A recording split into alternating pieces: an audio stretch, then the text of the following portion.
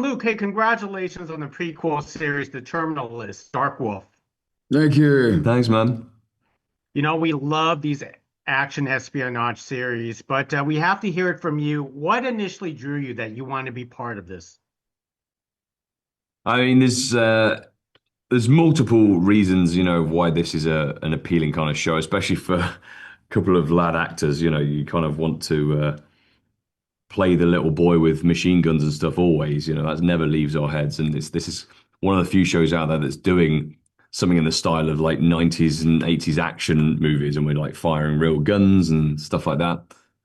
For me personally, I was a fan of one of Jack Carr's books before this came into my life as a TV show. Anyway, I'd read his third book, Savage Son. Well, I'd done the audio book, which is fantastic, by the way, and so I knew about this world, and so when it came on into my email box of like, here's a meeting about this, it was exciting, because it's a world that I'm into, and especially because they were going back in time and then introducing these characters from the books that I'd been reading, right? So it was quite appealing to me for that reason, yeah. Yeah, I have an expensive lifestyle, so I needed to work. Yeah. No, this, come on, this is Terminalist. It's Chris Pratt. It's Taylor Kitsch.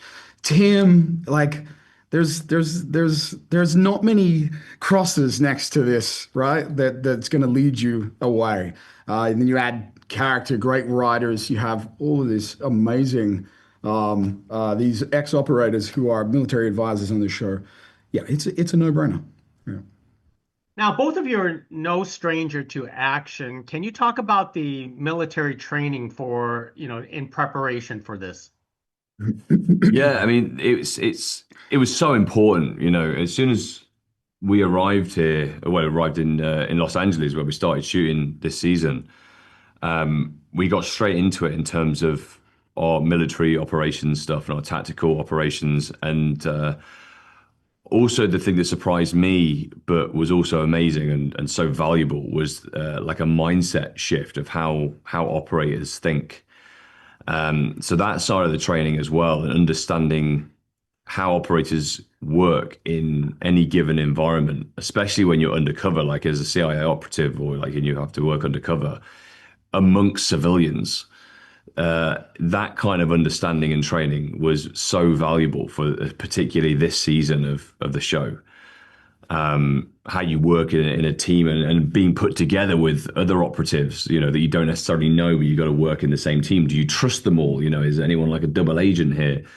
But then, yeah, like Jared Shaw and Ray Mendoza, like putting us through the SEAL training itself, and how to clear rooms, the weapon work, and it's all about reps. You just put in reps, reps, reps, reps, reps, drill, drill, drill, just to get it in your body, in your head. So it's second nature. So it should feel so loose. Yeah, it's like your ego as a young man who's fired guns says, "I could be a SEAL, right? No worries." And then because we get to go through, not Bud style training, but we go through this some quite intensive work. All the clearing of the rooms and in and out of vehicles and mag changes. We get to do all this fun stuff, but we don't have the consequences, right? We don't have to deal with what these guys actually go through in real life. And so we want to represent them in a way that's authentic and does them justice. And when they watch it, you want them to go, that's right, that's right. And when we have Ray Mendoza and Jared Shaw, and when they give you the nod or the thumbs up when you've done something, it's very satisfying.